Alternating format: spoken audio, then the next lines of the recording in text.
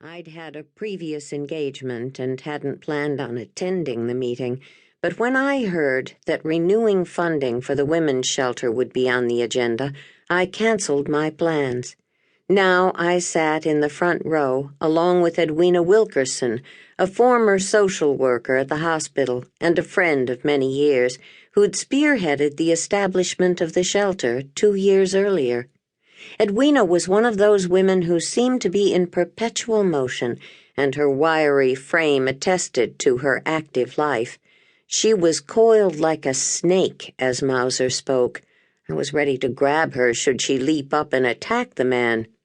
"We've been sold a bill of goods," Mauser shouted, "told by the usual do-gooders in town that we even need a shelter for—" He paused and smirked. "For the fair sex. Well, let me tell you the facts. Let me differentiate between reality and fancy. The only thing the women's shelter accomplishes is to give women an excuse for leaving their hard-working husbands and adding to the divorce statistics. You want to talk about family values? I'll tell you about family values, and this shelter isn't it. Now, frankly, I don't give a damn whether these do-gooders want to run a shelter and pay for it out of their own pockets or collect donations from anyone they can hoodwink. But Cabot Cove has no business allocating funds to help sustain this travesty of morality." He glared at our mayor, Jim Shevlin, who sat with a small smile on his lips. Jim had had to put up with Mauser's mad rants for the years that he'd been mayor, and I admired him for his calm patience.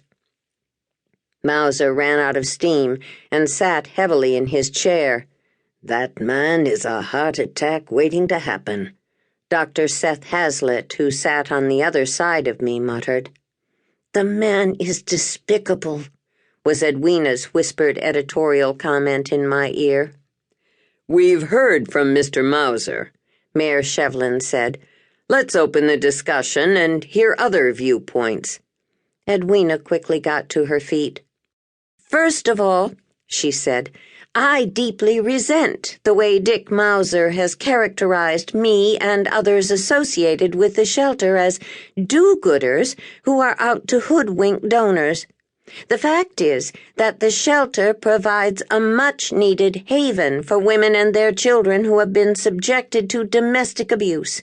Whatever funds the town contributes to the shelter each year helps save lives, something that can't be said for Mr. Mauser's plant, which pollutes our river and threatens lives."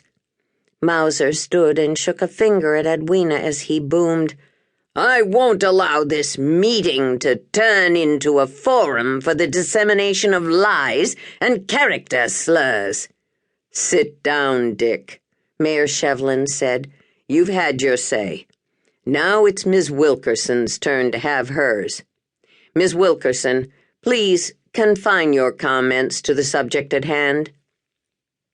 Edwina gave an impassioned defense of the shelter and the need for it. When she was finished, the mayor asked whether anyone else wished to address the subject. I was about to stand, but Seth Hazlitt was on his feet and facing the 40 or so people who'd attended the hearing. The room was silent as one of our town's leading citizens took the floor. "First of all," he said, "I've been one of those people who, some say, have been hoodwinked into donating money to the shelter, and I've done so with pride and intend to donate more. Now, I know where people who oppose the shelter are coming from. There are folks, and well-meaning ones I might add, who view having a women's shelter as saying something negative about the town they've grown up in. But let's face the facts. Cabot Cove is no longer a sleepy little town bypassed by the problems larger cities have.